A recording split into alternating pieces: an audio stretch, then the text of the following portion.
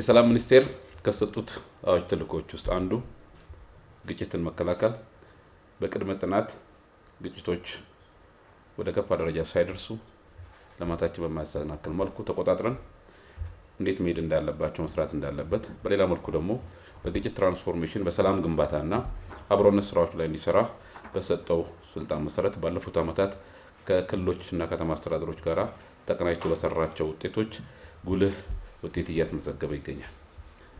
በዚህ ረገድ በተለይ በቅርቡ 50 ሚሊዮን በላይ ህዝቦቻችን በዲሞክራሲ እምነት በሀገራችን በተፈጠሩ ተቋማት እምነት ፈጥረው በቀጣይ የተቀመጡ ሀገራዊ ራዕዮችን በሰላማዊና ሰላማዊ መንገድ ብቻ ለማሳካት ካላቸው ቁርጠኝነት የተነሳ በምርጫው ተመዝግበው ምርጫው እንዳይመዘገቡ ይሰሩ የነበሩ ፕሮፓጋንዳዎችን አልፈው ይልቁንም በተቋሞቻችን እምነት በመሪዎቻችን እምነት በሀገራችን እምነት ፈጥረው ቀጥሎም ደግሞ ምርጫው ከምዝገባው በኋላ ወደ ምርጫ እንዳይወጡ የተለያዩ ፕሮፓጋንዳ ቢሰራም ያንን አልፎ ህዝባችን 54 ሚሊዮን ህዝብ ማለት በአንዳንድ ሀገሮች የአምስት ሀገር ህዝብ ማለት the largest democracy in Africa ህዝብ ወጥቶ ቮት አድርጎ የሚፈልገውን ፓርቲ መርጦ አሸናፊውም ተገልጾ በዚህ ደረጃ ትልቅ የሆነ ትምህርታዊ አስተማሪ ለዓለምም አስደናቂ የሆነ ስራ ሰርተን የተገናኘንበት ማግስት ነው።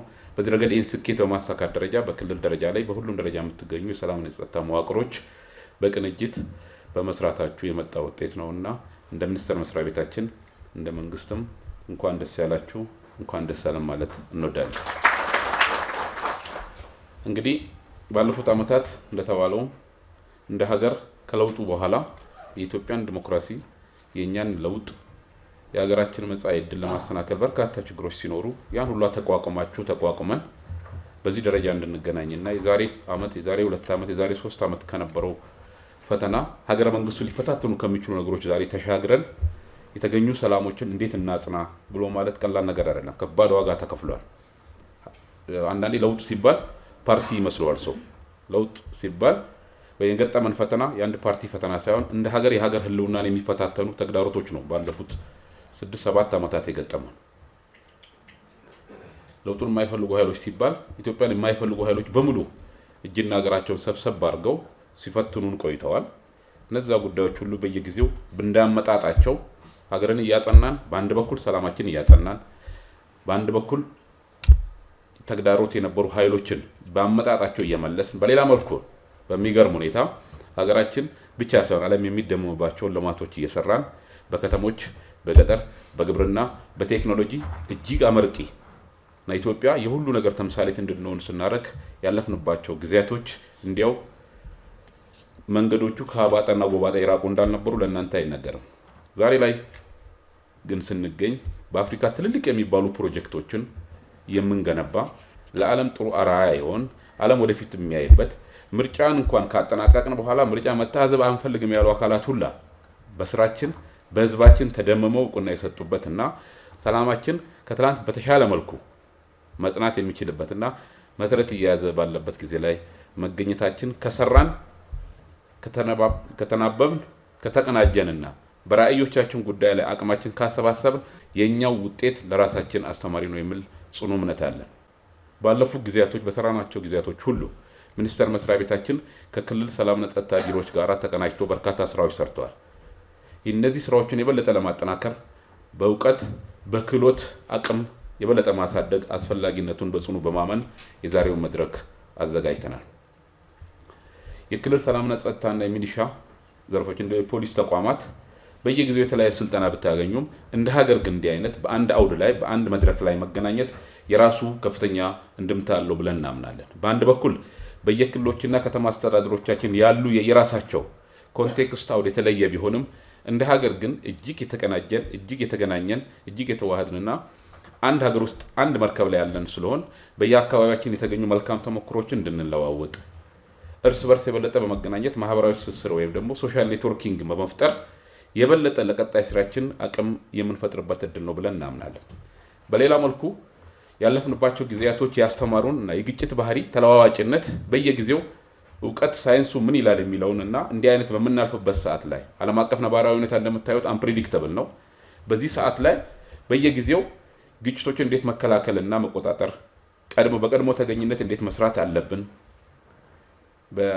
አንዳንድ ፈተናዎች ሲገጥሙን እንዴት አድርገን ነው መሄድ ያለብን፣ እኛ የገጠሙን ፈተናዎች ከሀገር የማይነሱ ቀጠናዊ ዓለም አቀፋዊ ተግዳሮቶች ሁላ በአንድም በሌላ መልኩ እንደ አንድ ዓለም አካል ኢትዮጵያንም የሚነኩ በመሆኑ እነዚህ ነባራዊ ሁኔታዎች ሉዓላዊነትን ታሳቢ ባረ መልኩ እንዴት መመራት አለባቸው የሚለው ነገር የእውቀትም የክህሎትም ስልጠና ያስፈልጋል ብለን እናምናለን። ከስልጠናው በተጨማሪ እየራሳችሁ ባላችሁበት አካባቢ ያገኛችኋቸው ልምድ ለአጎራባች ለሆኑ ክልሎችና ከተማ አስተዳደሮች ሼር በማድረግ በቀጣይ ጊዜ የተገኙ የሰላም ውጤቶችን የበለጠ እንዴት እናጽናው፣ እንዴት እናረጋግጠውና ቀጣይ ከድህረ ምርጫ በኋላ አሁን ያለንበት የድህረ ምርጫ ጊዜ ነው። በነገራችን ላይ በምርጫ ጊዜ በተለይ ባደጉ ሀገራት ምርጫ ማለት ከግጭት ጋር የተያያዘ ነው። ብዙዎቹ በዛ መነሻ የኢትዮጵያ ምርጫ ከግጭት ጋር አናላይዝ አድርገው አሁን የግጭት ዜና ኢትዮጵያ ላይ ሲጠብቁ ነበር፣ እንደ አንድ ፓርት ኦፍ ዴቨሎፒንግ ካንትሪ ማለት ነው። ያ ግን የለም። ምስጋና ለህዝባችን፣ ምስጋና ለዚህ ለጸጥታው መዋቅር 50 ሚሊዮን ህዝብ አውጥተን በሰላም መርጦ እስከ ምሽት ድረስ አንዳንድ ቦታዎች ላይ እስከ 2-3 ሰዓት፣ አዲስ አበባ እስከ 9 ሰዓት፣ የተለያዩ ክልሎች ላይ እስከ 6-7 ሰዓት ድረስ ህዝባችን ወጥቶ መርጦ በማግስቱ ኔክስት ዴይ ካያችሁት ኤቭሪባዲ ወደ ስራው ነው የገባው። ይሄ ባለፉት የቅርብ ጊዜ የኢትዮጵያ ታሪክ ውስጥ ራሱ ያልታየ ነገር ነው። ኢቭን ከ6ኛው ሀገራዊ ምርጫ እጅግ በተለየ መልኩ ህዝባችን ድምፅ ከሰጠ በኋላ ወደ ራሱ ኑሮ ነው የሄደው እና አሁን ያለንበት የድህረ ምርጫ ቀጣይ መንግስት ምስረታ እስከሚካሄድ ባለ የራሱ የአጭር ጊዜ እንዴት ጉዳዮች መመራት አለባቸው። እኛ ሁልጊዜ ልክ በምርጫው ሰዓት ላይ እንዳያችሁት በተለያዩ ቦታዎች ላይ ሃይማኖቱን ተኮር አድርጎ ግጭቶች በማምጣት ያገኘነውን በአንድ በኩል ምርጫው ላይ ማሳካት ካልተቻለ የምርጫ ውጤቱን ድባብ ለመጣል እንቅስቃሴዎች ነበሩ። በተቀናጀ መልኩ እሱን ተቆጣጥረናል እና በየሰዓቱ እንዲህ አይነት ነገሮች አይኖሩም ብሎ መገመት ፎር ግራንትድ ሆኖ መቀመጥ አይቻልም። ለእናንተ አይነገርም። ስለዚህ በቅድመ ትንተና እንዴት መካሄድ አለበት፣ አሁን ባለንበት የድህረ ምርጫ እንዴት እንደዚህ አይነት ጉዳዮች ቢፈጠሩ ከመፈጠራቸው በፊት እንዴት መቆጣጠር አለብን፣ በኋላም ከመንግስት ምስረታ በኋላ እንዴት መሄድ አለበት የሚለውን እንደ ሀገርም እንደ ቀጠናም እንደ ዓለም አቀፋዊ ሁኔታ እውቀቶችን፣ ሳይንሳዊ እውቀቶችን እና ተጨባጭ ኢምፒሪካል የሆኑ ደግሞ ከእናንተ የመጡ እውቀቶችን ትራያንጉሌት አድርጎ መካሄድ እጅግ ያስፈልጋልና በቀጣይ ያገኘናቸው ልምዶች ወደ ተቋም ወስደን የጀመርናቸውን የሰላም ግንባታ ሂደቶች የበለጠ በማጽናት ልማታችን አካታች የሆነ የዲሞክራሲ አካታች የሆነ የብልጽግና ልማታችን በማረጋጋጥ ኢትዮጵያን ከሁሉም የተሻለች ለልጆቻችን የተሻለች ሀገር የመገንባት ሂደቱን ለማሳካት በሚደረጉ ጥረቶች ውስጥ የጸጥታና የሰላም መዋቅሩ ከፍተኛ ከዚህ በፊት እንደሚጫወተው ለከፍተኛ ሚና ይጫወታል ብለን እናምናለን። ሚኒስቴር መስሪያ ቤታችን እንዲህ አይነት ልምዶችን ከእንዲህ አይነት ስልጠና በተጨማሪ ዓለም አቀፍ ቦታዎችም ኤክስፖዠር እንዲኖራችሁ ከዚህ በፊት ከተወሰኑ ክልሎች ጋራም ወጣ ብላችሁ ልምድ እንድታገኙ አድርገናል። በቀጣይም ይሄን በማጠናከር ከዚህ ስልጠናም በኋላ ሌሎች እድሎችን በማመቻቸት ሌሎች ሀገራት ያላቸውን ልምድ በማቀናጀት የሀገራችንን በጣም ዳይናሚክስ የሆነ 130+ ሚሊዮን የያዘ ትልቅ ሀገር ነው እየመራን ያለ ነው። በዛ ላይ 70% የሚጠጋ ወጣት ነው። ወጣትነት በራሱ አቅም ቢሆንም ደግሞ በተወሰነ ደረጃ ደግሞ የልምድ ማነስም ከሚያመጣቸው ተግዳሮቶች አኳያ እንዲህ አይነት ኃይልን መምራት በራሱ ከባድ ፈተና ነው። በሌላ በኩል ደግሞ የማህበራዊ ሚዲያ ዘመን ነው፣ የድህረ እውነት ዘመን ነው። አንዳንዴ እኛ ከአጠገባችን ያሉ ሰዎች ምን ተፈጠረ እስከምንል ድረስ ማናውቀው ነገሮች እየተነገሩ የሚረበሽበት ዘመን ውስጥ ነው ያለነው እና ይሄ ለዓለም ሁሉ ያለ ፈተና ኢትዮጵያም እንዳንድ ፓርት ኦፍ ዘ ወርልድ እንዲህ አይነት ፈተና ውስጥ ነው ያለችው እና ይሄ እንዲህ አይነት ተግዳሮቶች ሁሌ ቅንጅት ይፈልጋሉ። በየጊዜው አቅም ማዳበርን ይፈልጋሉ። በየጊዜው አፕዴት ማድረግን ይፈልጋሉ።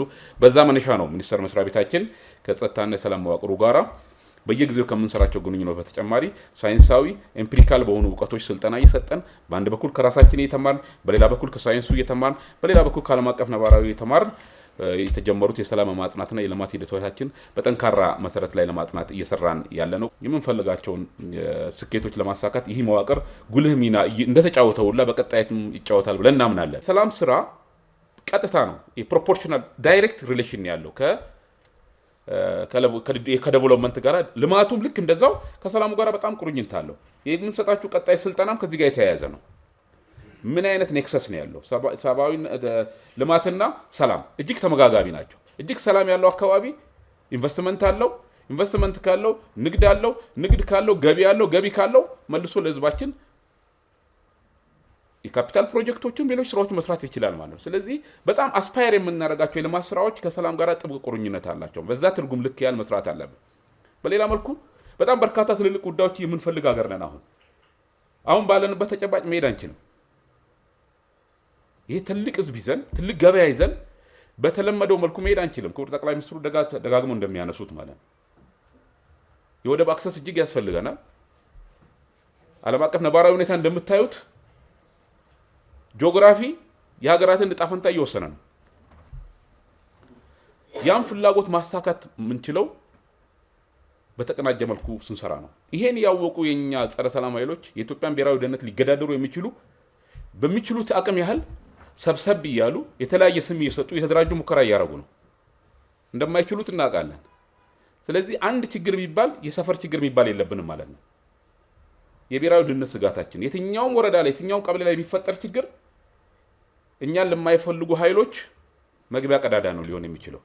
ስለዚህ የብሔራዊ ደህንነት ሁኔታዎች እንደበፊቱ ከማዕከል ብቻ የሚነሱ ሳይሆን ዳርና ማዕከል የሚባል ነገር የለም ማለት። ስለዚህ የተቀናጀ ስራ እስከሰራን ድረስ የህዝባችን ጥያቄ እስከመለስን ድረስ የትኛውም ኃይል ሊገዳደር እንደማንችል እናውቃለን። we are Ethiopians ምንም ያሸነፈን ነገር የለም። ነገር ግን ደግሞ በዚህ ሁኔታ ውስጥ ደግሞ ሆነን ለጉዳዮች ቀለል ያለ ትርጉም እንዳንሰጥም ያስፈልጋል። ስለዚህ ፋይናሊ ይሄ ምን ያስፈልጋል ማለት ወቅቱን የሚፈልግ የአርበኝነት ስሜት ይፈልጋል። ስልጠናው ይሄንንም ያካተተ ነው። በነገራችን ላይ አርበኝነት ሰው በተሰማራበት ቦታ ላይ በብቃት ሀገራዊ ትርጉም ሰጥቶ መስራት ማለት ነው እና ስልጠናው በአንድ በኩል ዕውቀትን በሌላ በኩል መጨረሻ ላይ ስንዘጋ በአርበኝነት ስሜት የስልጠናው ሰነድ አለን። እሱ ላይም ሁላችንም ተባብረን የተሻለ ነገር ይዘን እንደምንመጣ ይዛችሁ እንደምትወጡ በጣም ኳይት ሹር እርግጠኛ ነን። በዚህ መሰረት በጣም ትርጉም ሰጥተን ዛሬ ላይ ስንገባና ተመልሰን ወደ አካባቢያችን ስንመጣ የምንሰራቸው ስራዎች ትርጉም ባለው መልኩ እንዲሆን ለእናንተ መሙከራ ያስፈልግም። በከፍተኛ ሀገራዊ ስሜት ስልጠናውን እንድንከታተልና ልምዳችሁን በተለይ ልምዳችሁ እኛ ከምንሰጠው በላይ እናንተ ውስጥ ያለው ልምድ በጣም ትልልቅ ስራዎች አሉ። በጣም ትልልቅ ጉዳዮችን ማኔጅ ስታረጉ አካባቢያችሁን ስትቆጣጠሩ ቀጠናዊ ጉዳዮችን ማኔጅ ስታረጉ የቆያችሁ ዘርፍ ናችሁና ግንኙነታችን ይሄን ሁሉ ሊያሳካ የሚችል ትልቅ አቅም ነው ብለን እናምናለን።